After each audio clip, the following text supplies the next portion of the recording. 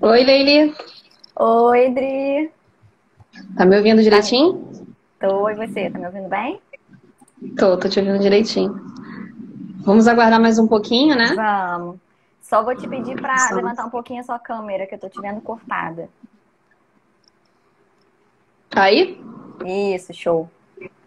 Tá ótimo. Tá ótimo. Esperar a galera tá entrando.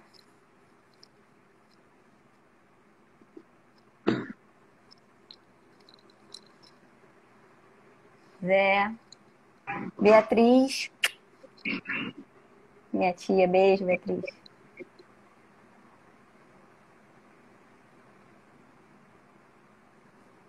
Tô vendo a Ana Cecília, Enzo, Alicia. Ei, Márcia.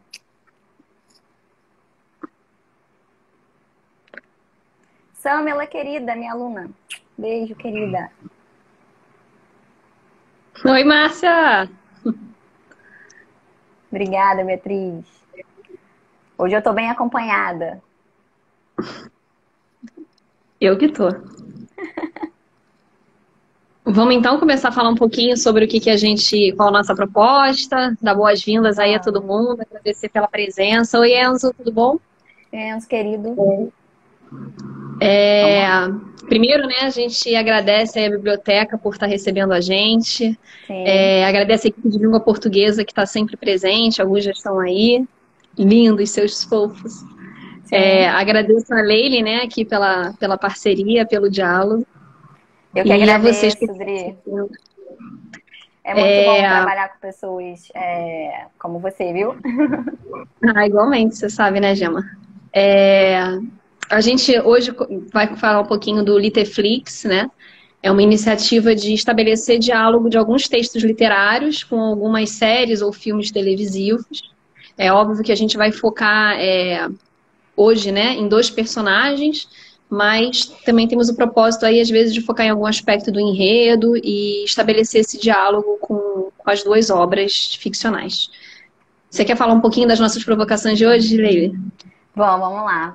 Bom, eu conversei com a Adri, né, antes da gente começar a live, e são dois mundos, assim, cheios de questões, de provocações, né? Dom Casmurro, acho que dispensa apresentações, né? Obra de Machado de Assis, que também é um Acho que vale um autor que pouquinho diz... antes da gente falar, né? Que a gente vai comparar as duas obras, né? A gente ainda não falou quais são, né? Sim. Fala aí um Ah, pouquinho, vamos Leila. anunciar o tema, então? Ou não? Isso, Ou a gente anuncia o tema. pode anunciar o Anuncia o tema? tema e já fala a provocação, vamos lá. Então, o tema de hoje, galera, é Amor e Posse à luz dos personagens Bentinho, de Dom Casmurro, e Joey Goldberg, de You, da série da Netflix. A nossa principal provocação, né, é a gente começar a pensar o que essas narrativas ficcionais nos fazem pensar, né? E qual é o efeito dessas narrativas na construção da narrativa das nossas vidas, né? Como é que essas narrativas vão interferindo e entrelaçando a gente. Porque eu comentei com a Adriana que é interessante, eu pelo menos faço muito isso, né? Tudo bem que eu sou suspeita para falar, porque eu sou da literatura, mas para mim a gente vive num universo de ficção. Então a minha vida cotidiana, eu falo isso para os alunos também em sala de aula, eu vejo personagens, eu vejo narrativas, eu vejo tramas. E é claro que quando a gente está lendo muitas vezes, né, e assistindo a algum filme ou série, a gente às vezes está ali para deleite, não está preocupado em ficar analisando, nada disso. Ainda mais, né, nesses tempos em que nós estamos, a gente quer relaxar e tudo. Só que eu acho que é importante, porque às vezes a gente vê a narrativa né, na tela e pensa assim, não, aquilo ali é só ficção, é só ficção. Só que a nossa vida também, de uma certa forma, é uma ficção, né? E Nós aí eu criamos acho importante. narrativas o tempo todo, né?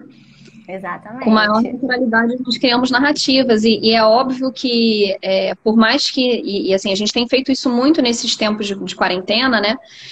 Visto narrativas, lido narrativas, elas, obviamente, vão dialogar com convicções nossas, vão fazer paralelos com outros personagens, com outras narrativas que a gente leu. E é até interessante pensar, já vou começando falando aqui um pouquinho, Dri, que né, o termo ficção, né, a gente pode pensar que é um termo, ficção, ok, é uma produção mentirosa, ou é né, uma mentira, um engano, mas na verdade ficção, né, que é do latim de fingere, né, quer dizer fingimento, mas não é um fingimento da ordem do engano, como a gente conhece comumente, né, no sentido Não, até mais pejorativo, mas ele é de uma ordem da representação. Então, o tempo sim. todo a gente representa, a gente está em funções distintas, representando papéis distintos, né? E eu acho que essas narrativas outras, né, que nós lemos e assistimos, podem nos ajudar a pensar a nossa ficção diária, né?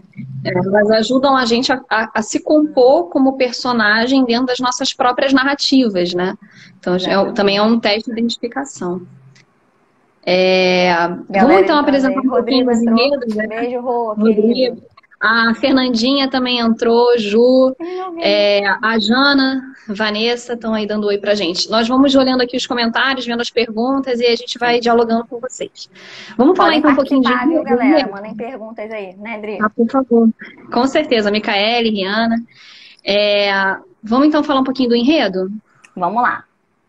Bom, como falar do enredo de Dom Casmurro ou como resumir, né? Eu, enquanto leitora, me sinto assim, meu Deus, como falar? E aí eu vou falar de uma forma assim, como eu vejo, né? Como leitora. Para mim é uma narrativa que tem várias camadas. Eu sempre gosto de trabalhar assim, Uhum. a literatura, né? Por camadas. Se eu for falar a camada mais superficial, é a história de um homem que vai contar, vai rememorar a sua vida, né? Não à toa a narrativa ela começa ele já mais velho, ele casmurro já, e depois vai voltando aí para Bento Santiago e Bentinho, né? E é a rememoração da vida de um homem. Digamos que essa seja a camada aí, do enredo superficial, né? E é importante a gente dizer que é rememoração feita por ele mesmo, né? Sim, É exatamente. esse narrador que, na verdade, até é muito legal você ter falado disso, Leile, que é um narrador que na verdade, são três narradores, né? E é interessante a gente observar que ele está sempre focado num tempo que não é o tempo presente, né? Então, o Bentinho, né, que é rememorado pelo passado, o outro que vai pensar no futuro, então isso é interessante. Não, é perfeito. De saída, a gente já pode falar aí de pelo menos três, digamos, narradores personagens, né? O Bentinho, né, quando criança, adolescente, o Bento Santiago, esse homem já adulto, e o Dom Casmurro, né?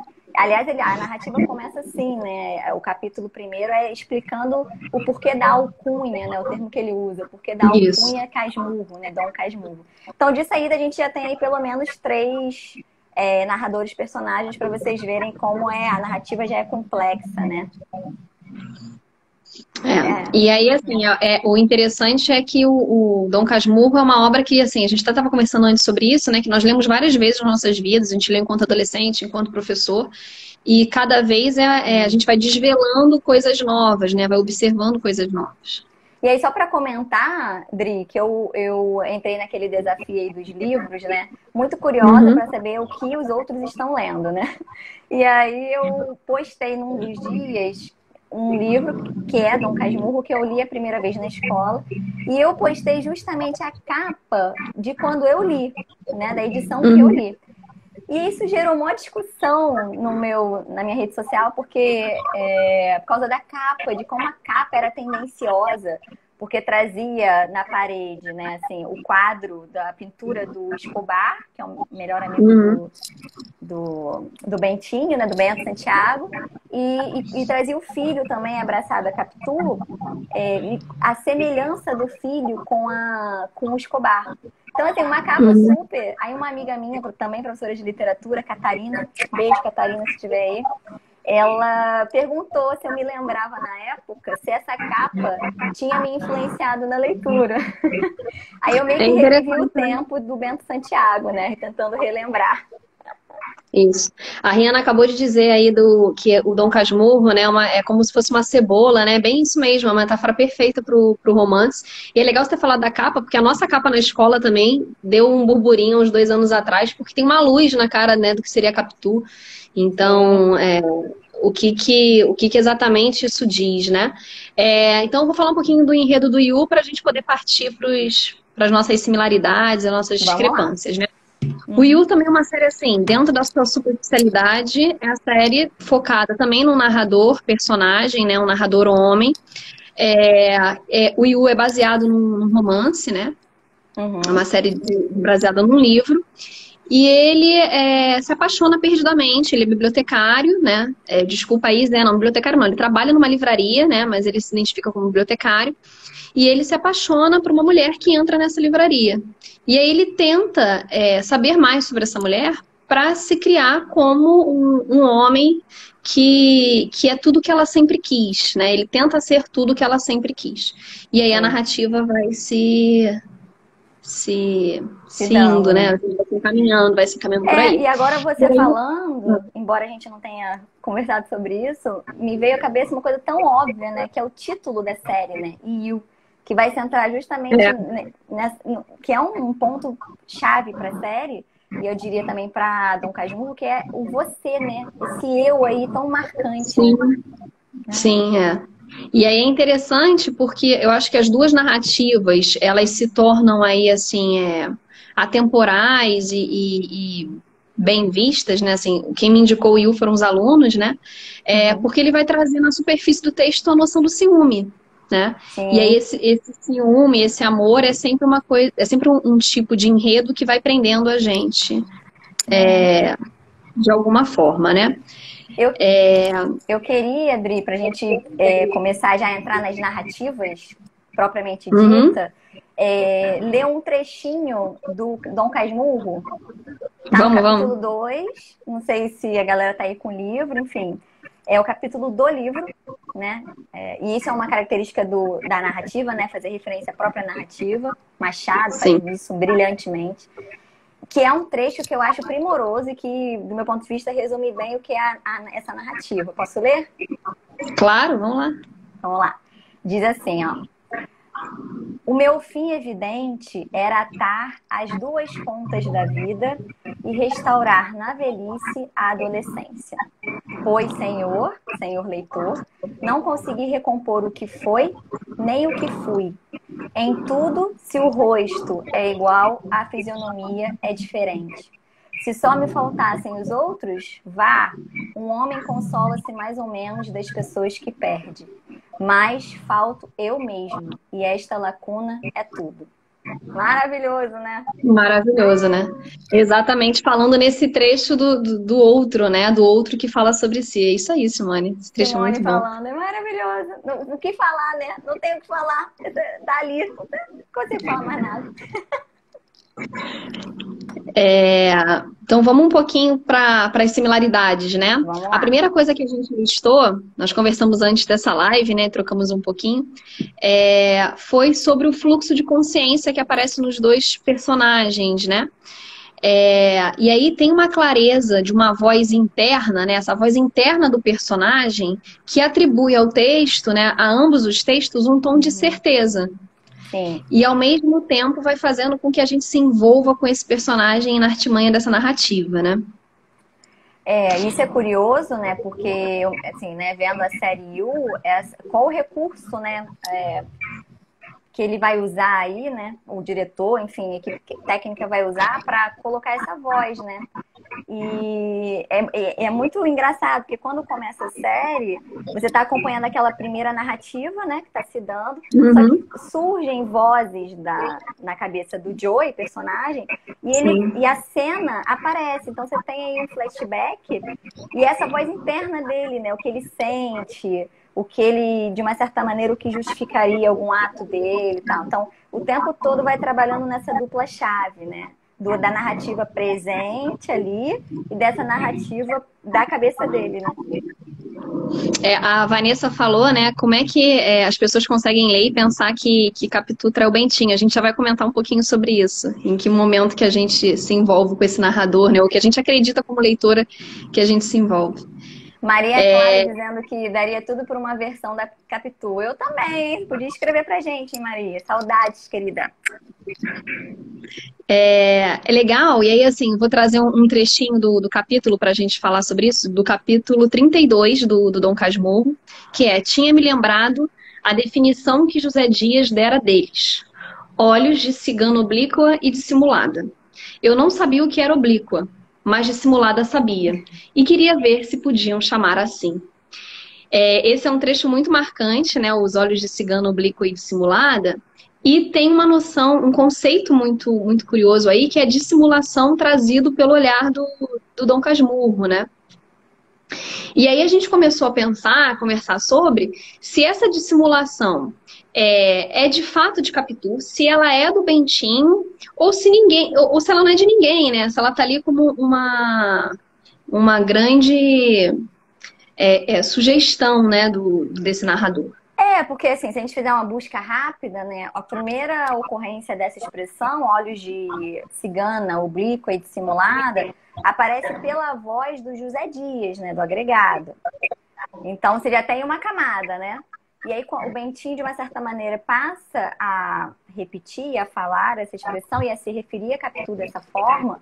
Só que aí a gente, bom, nessa cebola aí, como falaram, né, essas camadas que a gente vai escarafunchando, dissimulada pelo olhar. E aí é um jogo especular, um jogo de olhares incrível, né? Porque assim, dissimulada pelo olhar do agregado, do Dias, dissimulada pelo olhar do Bentinho, que já está pelo olhar do Dias. Mas será, eu me pergunto, né? Será que há mesmo essa dissimulação? Né? Ou será que esses dois aí não estão criando essa dissimulação, né? Então, esse jogo de olhar é muito interessante, né, na narrativa. Sim, tem várias, a Janaína, a Fernanda e outros colegas aqui sugeriram algumas músicas, alguns livros que trazem esse olhar de Capitu. Então, só capturar aí nos comentários. Fê também adora o fígado. A Fernanda comentou. É legal a gente pensar isso, porque assim, tem uma questão aí que você vai gostar bastante de falar, Leila, que é a questão da paranoia, né, lá Freud. E aí, se a gente for pensar, tanto um personagem quanto o outro, eles são incapazes de sentir uma afeição, uma empatia, né, num primeiro momento. Então, essa narrativa ele vai se dar o tempo todo sem a interferência de outros personagens. E aí a gente começou a pensar que, assim, o Joey, sem sombra de dúvida, não ouve ninguém, né? Então, o fluxo é sempre dele e as conversas são sempre trazidas por ele. Mas o Bentinho, ele tem uma interferência muito interessante, né, do José Dias, a quem ele acusa, né? Tem uma escuta, né? Tem uma escuta e tem uma escuta questionadora, né? Mas também tem essa questão da escuta também com o Escobar. Sim. Quando eu assisti a Yu, né, fica muito, assim, evidente, mesmo pra gente, público leigo, né, que, assim, ele, logo no primeiro episódio, pra quem não viu, já vou adiantar aí alguma coisa. Alerta spoiler. Alerta spoiler, a gente vai dar spoiler, gente. Logo nos primeiros episódios, né, em que ele conhece a Beck e essa mulher se torna esse objeto de obsessão desse homem e tal, né, porque disso que se trata, né, e a Beck tem um namorado e, digamos, e essa minha leitura, né, enquanto espectadora, que o Joey vê esse namorado, que é o Benji, que ele é um empecilho para os planos do Joey, né. Então ele comete um crime, ele mata cruelmente, com requinte de crueldade, o Benji. E aí pra gente, mesmo sendo leigo, sem ter nenhuma leitura, digamos, psicológica ou psicanalítica, né, dessa série, fica claro que ele não é um sujeito, digamos aí, aspas, normal, diria neurótico, né? Que é uma pessoa que comete esse tipo de crime, a gente pode desconfiar. Isso fica muito claro. No caso do Bentinho, né, tem essa, digamos, esse rótulo já muito falado e estudado por aí, de que ele era, né, um homem paranoico e tal. Mas aí foi como a gente conversou, né? Eu acho que vale a pena, é um estudo bacana se fazer, uma entrada muito boa de leitura, né? Sobretudo, eu sou suspeita para falar, porque eu gosto dessa área Freud e amigos. Mas eu acho, ao mesmo tempo, que a gente tem que ter um cuidado de não ficar rotulando o personagem, porque aí a gente acaba perdendo de vista o objeto maior e melhor, que é o texto, né? Só que é uma questão bem bacana. É interessante porque, lendo um texto do Gustavo Bernardo, professor de literatura da UERJ, que falou a beça sobre Machado de Assis. Recomendo procurarem o Gustavo Bernardo, os textos dele, né, que eles são muito bons. Ele vai colocar um dado curioso. Ele vai dizer assim, sobre a crítica a Dom Casmurro, né? Ele vai dizer que uns defendem que a Capitu traiu de fato o Bentinho e tem como provar isso na narrativa, blá blá blá. Outros afirmam que não, né? Que o marido é paranoico e tal, tal, tal. E também tem como provar isso em termos narrativos, linguísticos, fictícios. Isso. Só que aí ele vai abrir um terceiro aí, que eu acho maravilhoso, que ele sempre... Que é o maravilhoso, né? Que a gente sai desse polo opositor, né? E ele vai dizer que nem os críticos, nem o Bentinho e nem nós, leitores desavisados, nós temos condição, né, de afirmar isso. Porque, de uma certa maneira, a gente precisa, as palavras, eu vou dizer como ele disse, nós precisamos aprender a conviver com a incerteza a respeito de Capitu e, consequentemente, com a incerteza a respeito da pessoa amada. Que é isso que está em jogo, né? Esse objeto de amor aí, né? E aí eu acrescentaria que a gente precisa aprender a conviver com a incerteza da linguagem, né? Porque a linguagem ela nunca será plena, a gente nunca terá certezas e garantias, né? Tem sempre uma falha aí. E aí a gente tem que aprender a lidar com isso, né? Até porque, de uma certa maneira, a gente for parar a pensar, o discurso do Bentinho, que é esse narrador-personagem, ele vai construindo a realidade, ele vai construindo a narrativa, e não o contrário. Muitas vezes a gente pensa que a realidade constrói o discurso, né? Mas eu vejo de forma oposta. O discurso é que vai construir a realidade e a narrativa, enfim, todas essas coisas. Então, é muito interessante. Sim. E é interessante porque, às vezes, assim, a gente até vê pelo ponto de vista linguístico, né? Que as pessoas buscam determinadas estruturas, determinados usos, e, na verdade, é a situação discursiva que vai levar ao uso, né? É o caminho inverso. Então, é interessante a gente perceber que, tanto do ponto de vista linguístico, né, quanto do ponto de vista literário, e até o Rodrigo falou agora há pouco aqui das representações, o Machado é muito rico nesse contexto, né? Eu me lembro de algumas cenas de Yu, né? Quando isso acontece. Porque assim, é engraçado que a gente está tratando de uma obra, né, de um texto verbal, né, que é Dom Casmurro, e de um texto televisivo, imagético, né? Sim. Então, assim, como se dá isso em Yu? Eu me lembro de uma cena, por exemplo, em que ele vai, já tô também falando aí, hein, gente, atenção. Alerta spoiler. O Joey, ele vai... Como é que eu posso dizer isso? Mas só vem a palavra horrorosa na cabeça. Ele quer sumir com o corpo do Benji, e aí ele já armou tudo na cabeça dele, comprou lá uns produtos e tal, não sei o que, pra atear fogo, e vai numa floresta deserta, não tem ninguém.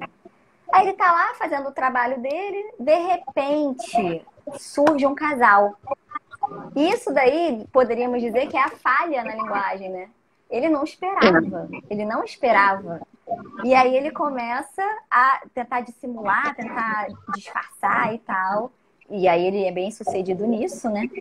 E aí ele consegue se sair. Mas aí você vê uma interferência aí, né? Sim, uma interferência clara. E é legal porque, assim, se a gente então for pensar, né, na grande similaridade, né, nessa voz desse narrador, desse personagem, é interessante observar o poder da retórica, né? Que ambos os personagens têm um poder de retórica muito vasto, né? A armadilha jurídica lá pro Bentinho, no olhar, né, do Bento Santiago, advogado, né? E o Joe e a armadilha psíquica, né? Que ele vai começando a envolver porque ele consegue enxergar o que aquela personagem deseja, né? O que aquela mulher quer. Vamos para a nossa segunda, então, similaridade? Vamos, senão a gente... Vamos, senão a gente vai sair dessa. A imagem do infante, né? Ambos têm sempre uma criança, né? E que não é bem vista da mesma forma. Você quer falar disso, Leila? Eu vou falar um pouquinho, assim, quando eu vou começar por Yu, né? Eu tenho uma cena muito marcada na minha cabeça, que é quando o Joey chega à casa dele, né? Ele tem um vizinho, tem uma família vizinha, né? Tem a mãe, o pai e o filho. E esse menino não é filho só da mãe, né? Não, o pai é padrasto, enfim. E aí é um homem violento e tal, tem uma série de confusão na casa. E esse menino fica na escada, esperando a briga acabar e fica lendo. É um leitor assíduo. E o Joey, como livreiro, sempre alimentando, dando livros para ele e tal. Até porque o Joey sempre foi um grande leitor, né?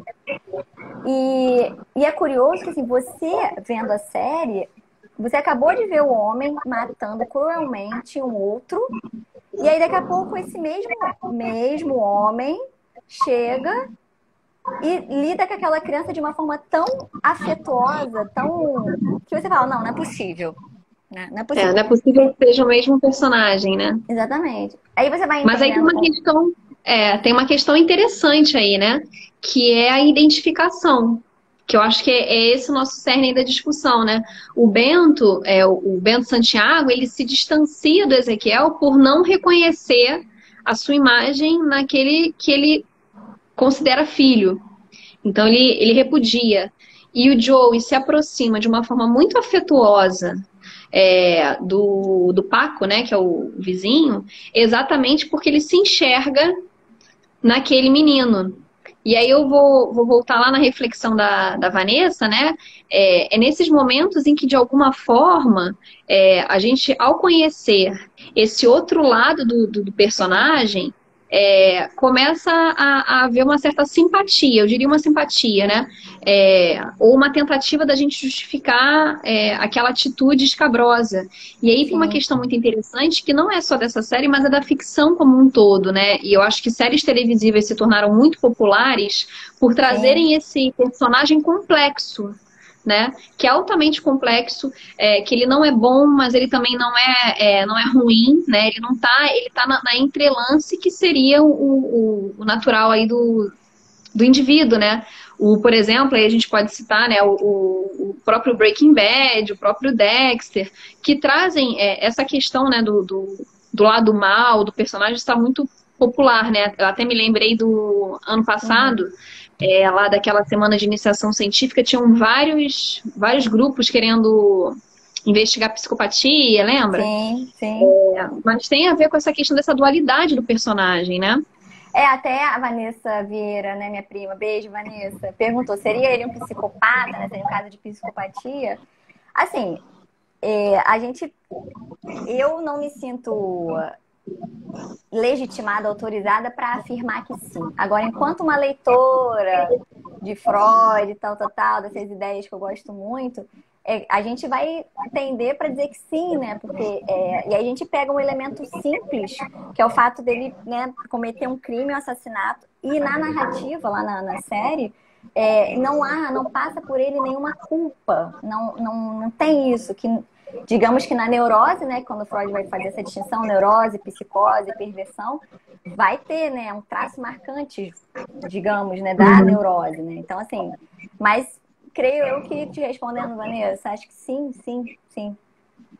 Agora é curioso também a gente pensar isso que você falou, Dri, do porquê dessas séries serem tão famosas e, no caso, há vários motivos, né, mas um deles dessa narrativa de Machado ser atemporal, porque justamente vai trazer esses personagens com esse tipo de estrutura, digamos, psíquica, né, complexa. Isso vai ficar evidente pela linguagem, dentro, né, inserido em uma trama de amor.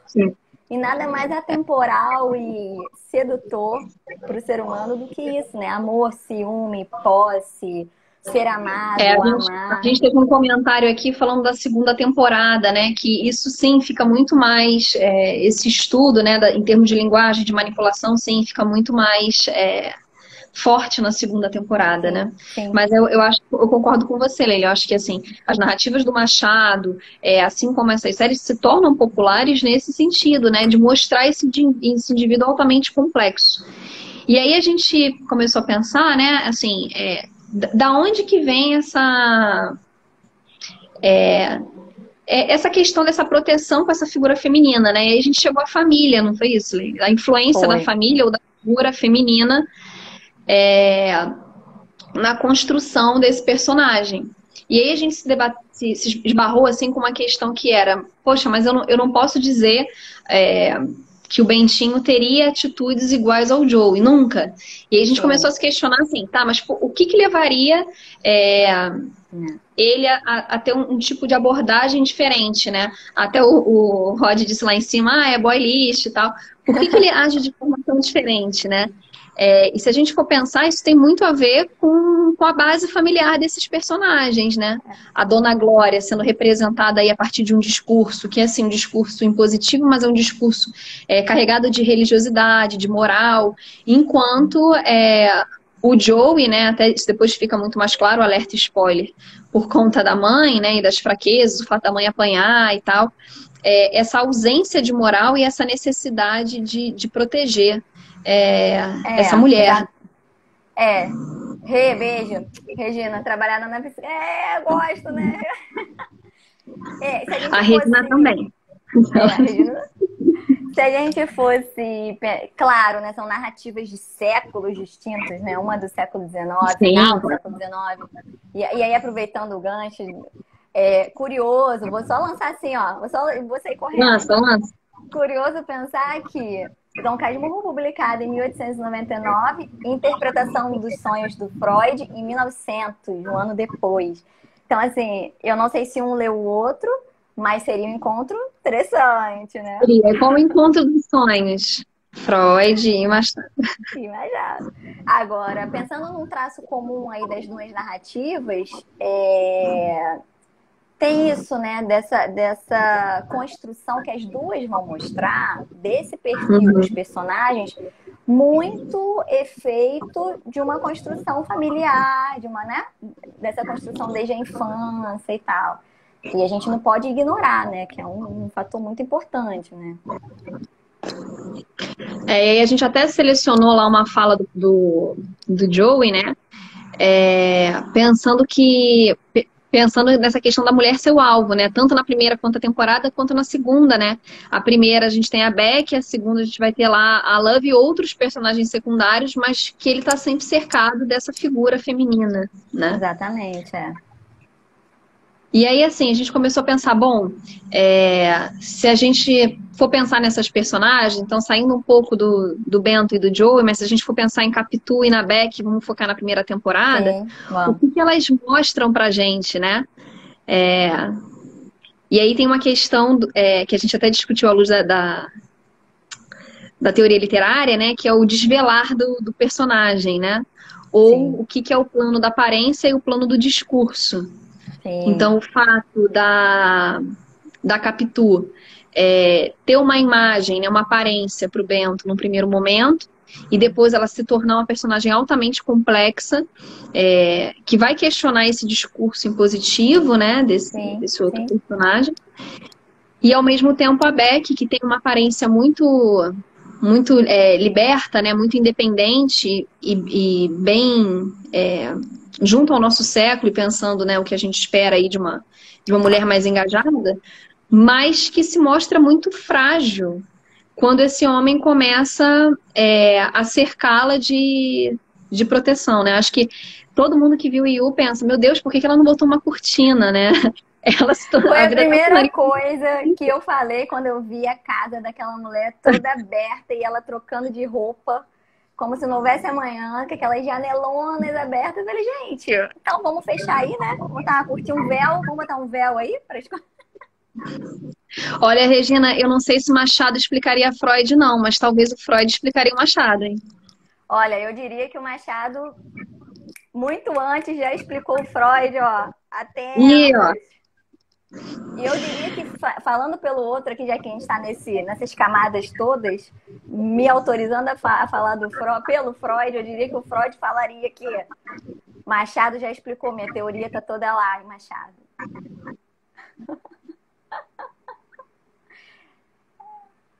O Reiner veio com um questionamento aqui, que é engraçado que a Love nunca precisou de proteção.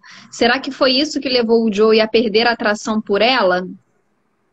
Não sei, agora eu não tô querendo te dar spoiler, Reiner. Acho que você precisa ir até o final da temporada.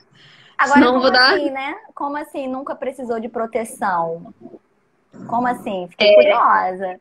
Porque eu já penso que ela justamente criava toda aquela aquela personagem, tem a Beck, ela criava uma personagem, que era aquela personagem que andava com as amigas ricas, que ia pra faculdade, tentava escrever, tô bem, vou vestir uma roupa e vou sair, né? Eu Será que acho que ela não ali teria tem uma proteção, uma não? questão da sociedade ali, da aparência, né? O que ela quer aparentar e efetivamente as necessidades dela, né?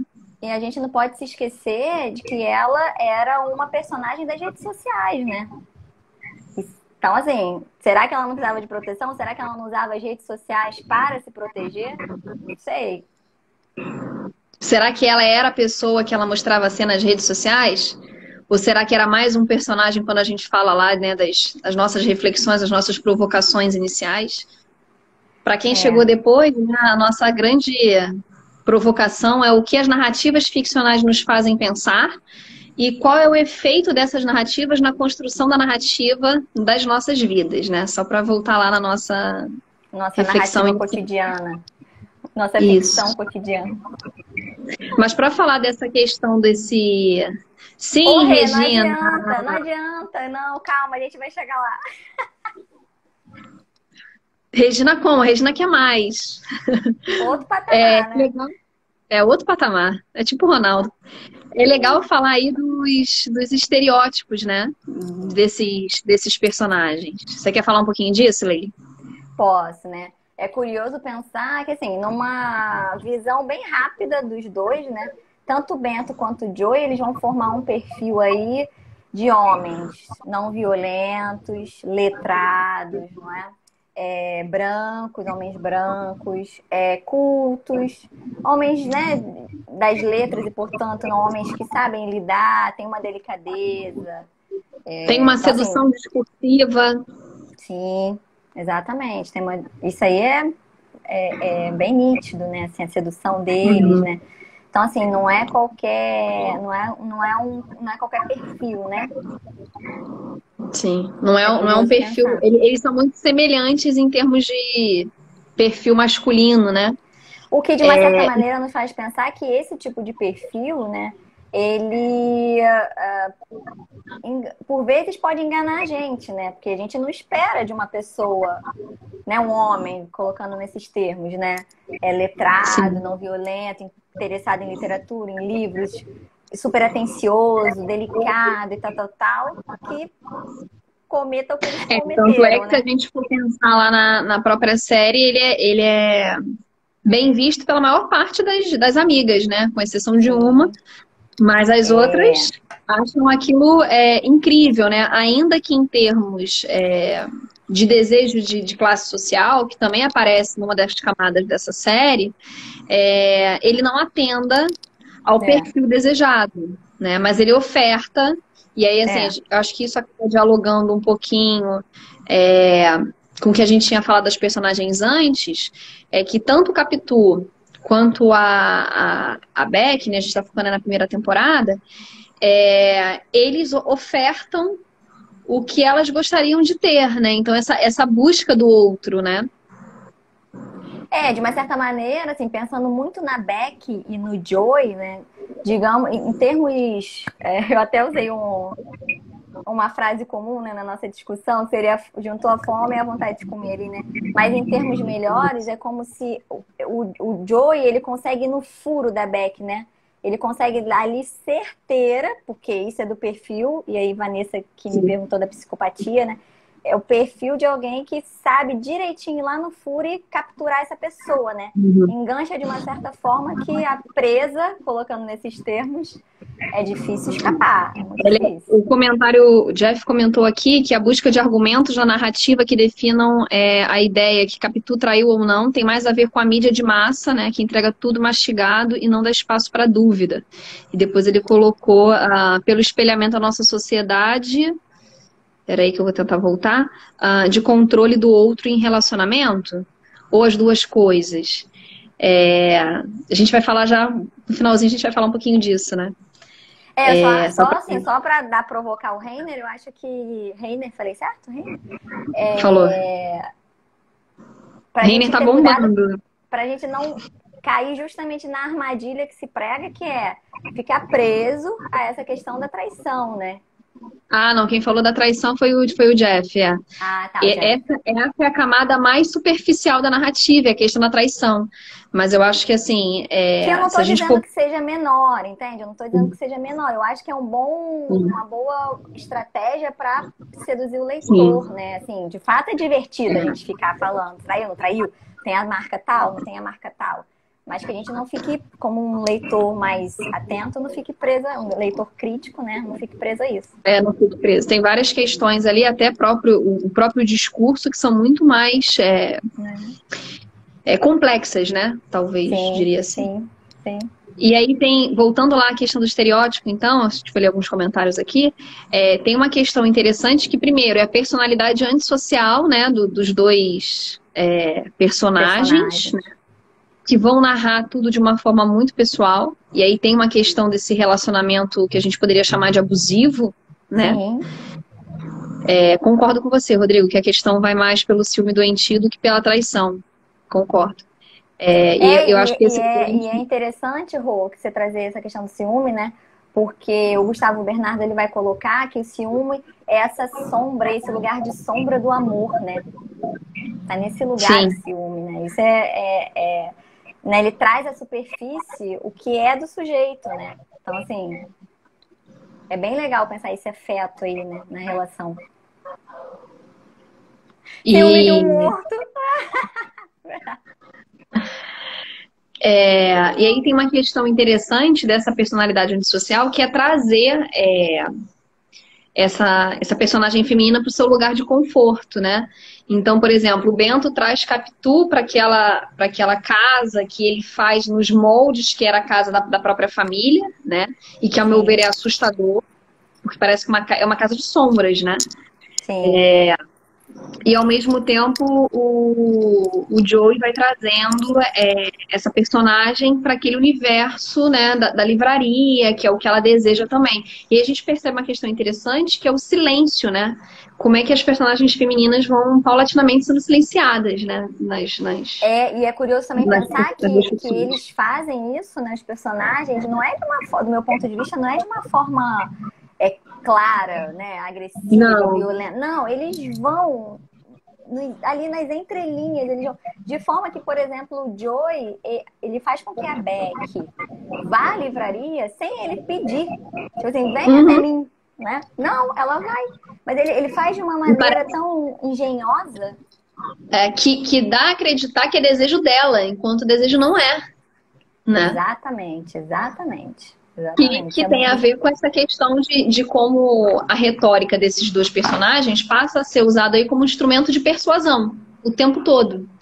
E aí tem uma questão aristotélica, né, do que é verdadeiro e do que é verossímil. Né? Então é importante a gente relacionar aí que a construção da narrativa nos dois personagens se propõe a ser verdadeira. Há uma proposição de verdadeira até pela essa voz, né, desse personagem. Mas ela é tão empolada, ela é tão sedutora, que ela se constrói como verossímil para as outras personagens, né? Sim. Sim, é muito bem. E é como a Regina colocou, né? Como na vida real isso acontece, né? Sim. Essa relação com o outro é necessária, é fundamental para a nossa Constituição. Mas a forma como isso vai se dar, né, é muito interessante, porque para pensar o efeito disso, né, o desejo do outro que me invade, né? E aí eu não consigo mais discernir se é desejo do outro ou se de fato é o meu desejo, né, que está em jogo. Né? E aí, assim, tem duas falas lá da série que são bem marcantes sobre esse perfil. Uma é que pessoas são fáceis de enganar. Sou um cara gentil e normal, então não há nada de preocupante. Então, como é que os estereótipos, né, vão perpassar esse nosso julgamento? E outra que é importante... E olha a certeza, né, Dri, da fala dele, né? Como é que é um cara gentil e normal? Sou um cara gentil e normal. De fato ele pensa isso, tá? Não tá nesse caso aí... Sim, ainda tem a importância do outro, a impossibilidade de saber a verdade toda sobre as pessoas, né? E isso é uma coisa completamente inacessível, né? Você nunca vai saber a verdade toda. Pro Joey, o que acontece, né? Ele tem certeza que sabe tudo da Beck, né? Tanto é que é o bem da Beck, né? A fala dele marcante é essa, o bem da Beck. Eu quero Até o fazer o bem jogo pra é ela. sonoro, né? O bem da Beck, o bem da Sim, Beck. Porque ele tem certeza que ele sabe que é melhor pra essa sim. mulher, né? E aí ele Não, vai ele nessa. fala, né? Eu sei o que que ela não sabe, mas eu sei o que que é melhor pra ela. Exatamente. Né, A Aí a gente Zaira cai fez numa. uma pergunta, eu perdi. Vê se você consegue retomar. Ai. Cadê, Zaira, Zaira? Ah, querida, ok. Dom Zaira, Casmurro não fazia o saudades. mesmo? Nos levava a interpretar os fatos da personalidade de Capitu por meio da visão dele? Sim. Zaira, completa razão, né? Lembra Tudo sempre era por daquele meio da texto visão dele, do, né? do Leonardo Boff, né? Todo ponto de vista é vista de Sim, um ponto. Então, assim, é dele. A gente nunca pode é perder de dele. vista isso, né? De vista isso. Porque a perspectiva é dele, né? É, a voz Vou dele é parar com sem, os meus sem sombra joguinhos de dúvida mais linguísticos. forte. É, jogos linguísticos da Leile. Fogo. Vamos lá. Vamos para o nosso último tópico, então, não Vamos, previsibilidade? vamos. Você quer começar? Quer puxar? Né? E aí a gente é curioso porque, assim, quando a gente pensou, né? Porque, assim, já que a gente tá falando tanto dessa relação do amor, né? Desse que ama, desse objeto amado, do que tem aí em volta, né? A questão da posse, do ciúme e, portanto, da certeza. Eu sei que o bem dela, eu sei que eu quero casar com ela, a certeza tá aí. Mas eles são pegos em determinados momentos, né? Em pontos que eles não conseguem. Porque, por mais que eles sejam personagens engenhosos, sedutores, eles são, de vez em quando, eles têm aí né, umas interferências não previstas, né? E aí eu me lembro, não sei se eu comentei da cena, acho que eu comentei já, né? Que o Joey vai desaparecer com o corpo do Benji, que aparece o casal sem ele prever, né? Então, Sim. assim, como lidar com isso, né? E numa última esfera, se a gente for pensar, tanto para pro Bentinho quanto pro Joey, essa não previsibilidade vai levar essas mulheres, que para eles são muito decifráveis, ao completo exílio, né?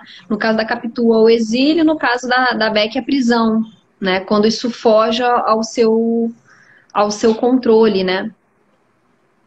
Isso é interessantíssimo, né? Daria pra gente ficar falando horas aqui, né? Porque justamente a mulher, né, querendo. Os personagens querem, de uma certa maneira, cercar e dar conta Controlar. dessa mulher que de saída já é faltosa, né? Então, assim, não tem como, é É. impossibilidade total, né?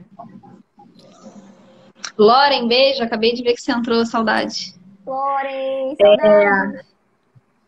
Leila, estamos indo para os 47 minutos, né? Faltam 12 Opa, já? minutinhos. Vamos para as nossas Caramba! reflexões finais, né? Vamos lá para as nossas últimas reflexões. Galera, se tiver Vamos. pergunta, quiser interagir com a gente, estamos aqui. Ah, minha amiga Raquel de E aí? Campinas. Beijo, Raquelzinha, saudade. Sim, Regis, somos gemas. As aparências enganam, Leila? Vamos responder aí a Regina, que está aí bombando com a Olha, gente.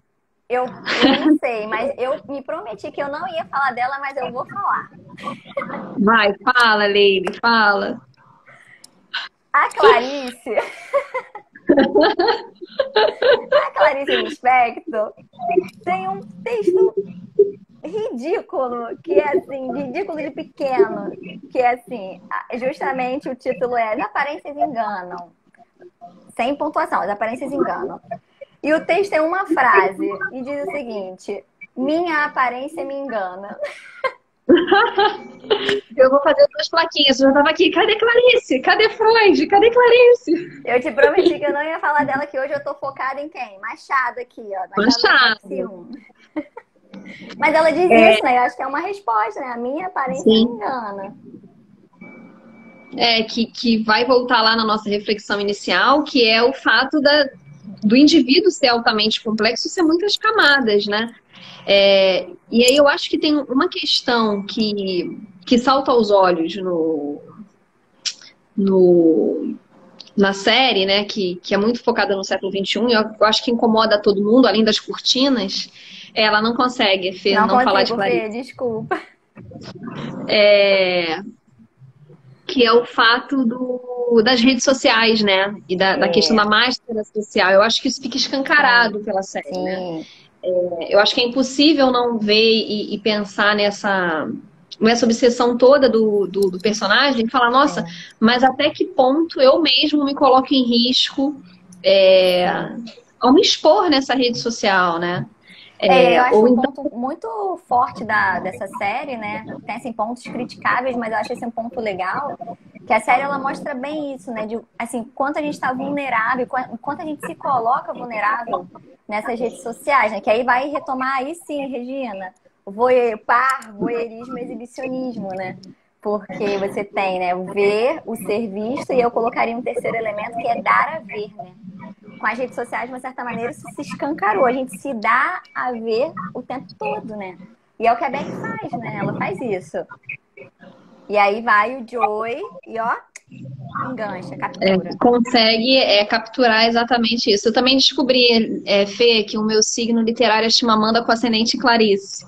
Acho que todos nós. A Luciana, ai Lu, saudades, falou que vale uma live. Vamos lá, vamos fazer. Eu topo, eu quero ele como minha professora de Clarice.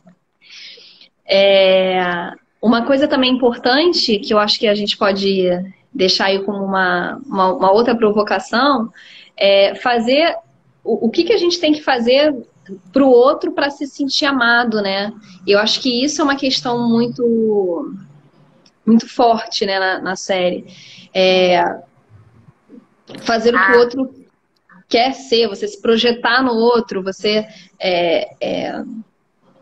tentar achar que de uma forma você pode ter essa plenitude, né? Ou que você pode acessar a todos os pensamentos de uma forma muito, muito equivocada, né? e aí a Fernanda Nascimento, minha amiga, beijo Fê, ela traz, né, que o próprio Joey evidencia esse elemento rede social aí, né? Ai, Beck, não é isso, Fê? Ai, Beck, como é fácil saber de você e tal, tal, tal. E ele vai lá, porque é isso, né? Vai colocando as informações. Claro que não todas as informações, porque a gente está ali sempre num enquadramento, vamos colocar assim, né? Mas são informações suficientes para você, de uma certa maneira, conhecer um pouco, né? Saber por onde anda, onde gosta de ir, o que faz. Fica fácil, né? Fica uma presa fácil. E aí, assim, é legal que você vê que ele tenta, não é só a rede social, né? Porque talvez a rede social você vai lá e você tira a foto que você achou que ficou melhor, você ressalta o aspecto que você seleciona, que é melhor, você cria uma narrativa, você cria um personagem de você mesmo, né? Mas aí, o que acontece ali naquele meio tempo? Acessar o e-mail, acessar o calendário, né? Você vai tendo outras faces da vida daquela pessoa, né? A Regina colocou, né? Os enganos são estratégias de conforto estimulado pelo gozo do risco. Rê, comentei isso com a Adriana, a gente não programou de falar isso, porque, enfim, seria muita coisa. Mas eu comentei, né, até que ponto essas personagens aí, Capitu e Beck, as mulheres da narrativa, digamos, elas gozam nesse lugar aí, né, digamos, de sofrimento. Então, já é uma outra discussão interessante, né? Porque pode E parecer a gente até também que falou as duas... daquele trecho, lembra? Do capítulo do Dom Casmurro, do gozo novo, né? Foi. De como que essa ideia aparece, né? Porque assim, pode parecer numa leitura ingênua, inocente, que eu acho que a gente não deve fazer, acho que a gente não faz, não, de que essas mulheres são vítimas, né? Mas eu digamos que elas sejam vítimas voluntárias, né? E aí, assim, isso também é uma das camadas aí do Dom Casmurro, pensar que tem uma questão aí de classe social muito marcada, inclusive lá nos capítulos iniciais pela descrição do Bentinho, né, das vestimentas de Capitu. Então tem uma questão, uma luta aí de classe muito, muito demarcada no Dom Casmurro, Sim, sim. enquanto, né, no Yu tem essa luta da criatividade, né, do que eu projeto para minha carreira, do que eu gostaria de ser, de que eu teria acesso. Então ambos têm um instrumento de admiração no outro, né? E é uma das vias pelas quais o Joey vai capturar a Beck, né? Porque ela fica tentando escrever, escrever, escrever, não consegue, passa por uma situação complicada com o professor, né? em relação à entrega de trabalho, à escrita de texto. E ele é um homem, digamos, das letras, né? Então, assim, pegou justamente aí no furo, né? O Jeff voltou aqui com a dúvida, era sobre a opinião acerca do olhar do leitor, que sente a necessidade de achar uma certeza implícita na narrativa. Ah, Sim, sem dúvida. E essa certeza não existe, né? A gente tem certeza de quê? Como é que eu vou ter certeza do olhar do outro, do sentimento do outro? Então, esse é o grande ganho, né? É o jogo das incertezas. Eu acho que isso é uma grande... Isso que o Jeff trouxe é bem interessante, porque assim, né, quando a gente, por exemplo, vai procurar a resposta, será que traiu ou não traiu? É esse conforto que a gente quer ter, né? Porque assim, ter uma resposta, e às vezes a gente precisa de resposta, senão a angústia é muito grande, a gente não aguenta. Traz né? Ai, esse alívio, meu Deus, traiu, não traiu, ai, que bom, né? Só que assim, não dá, né? Dom Casmurro mostra pra gente que não tem resposta, né? Não, eu acho que essa é a grande questão do Machado, né? Assim, como um todo nas obras, né? Não tem uma certeza. E lidar com a incerteza é sempre, para mim, é motivador, né? Porque a angústia, né? A angústia, ela Sim, provoca Regina, a gente, né? temos que desconfiar dos fofinhos. Os fofinhos são perigosos. A gente vai se encaminhando. A gente vai se encaminhando para o finalzinho da live, né? Ai, bom. O pessoal já está indo. A gente queria agradecer mais uma vez à biblioteca pelo convite, a nossa equipe de português que está aí em peso, Regina, Fê, Simone, Vivian, Catarina, Vanessa. Tem mais gente com certeza. Obrigada, queridos. Obrigada, queridos. Vocês são maravilhosos. Quero agradecer, Dri, especificamente Quero ao agradecer Zé Maria. Ah, eu também! Adorei! Muito bom. Maravilhosa, parceira maravilhosa. E avisar também, né? O Zé pediu que amanhã, às 3h30, tem live da Cristiane Sobral na plataforma, assim como foi no mesmo esquema que foi com o Lázaro Ramos. E que as lives da biblioteca acontecem todas as quintas-feiras, às 4h, né? Toda semana tem um de nós aqui falando um pouquinho, trocando um pouquinho. A gente amou, obrigada, Zé. Já deixa a próxima. Aqui, ó, falando, adoro. Camilinha, agora falaria. A gente tava nervosa, agora a gente fica, né? Não quer ir embora, não. Lili também tá aqui, obrigada. Beijão, Zaira, Jana. Saudades, Zaira. Linda. Amanhã temos Cristiane Sobral. Sim, Rod, no poder. Agora, Adri, eu falaria o seguinte, aos nossos Instagrams, seguidores e leitores e alunos e todo mundo, e para mim mesma, né? Quando a gente se preparar pegar um texto, uma narrativa, que a gente se entregue a ela, né?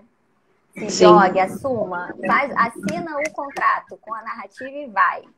Vamos ver no que dá. Seja ela qual for, né? Todas as narrativas são narrativas, e é por isso que a gente gosta tanto delas, né? A gente precisa de ficção. Preparado, né? Os efeitos aí, né? Sempre tem, mas vá. Mas vá, mergulhe. Gente, muito obrigada mais uma vez. A gente vai encerrando por hoje. Quem sabe depois a gente tem outro Liteflix com outro diálogo. Obrigada beijo. A todo mundo que participou. Obrigada, Rô. Obrigada, gente. Beijo, Gema. Adorei, hein? Beijo, Gema. Adorei. Até a próxima. Gema, até a próxima. Tchau, tchau. Tchau.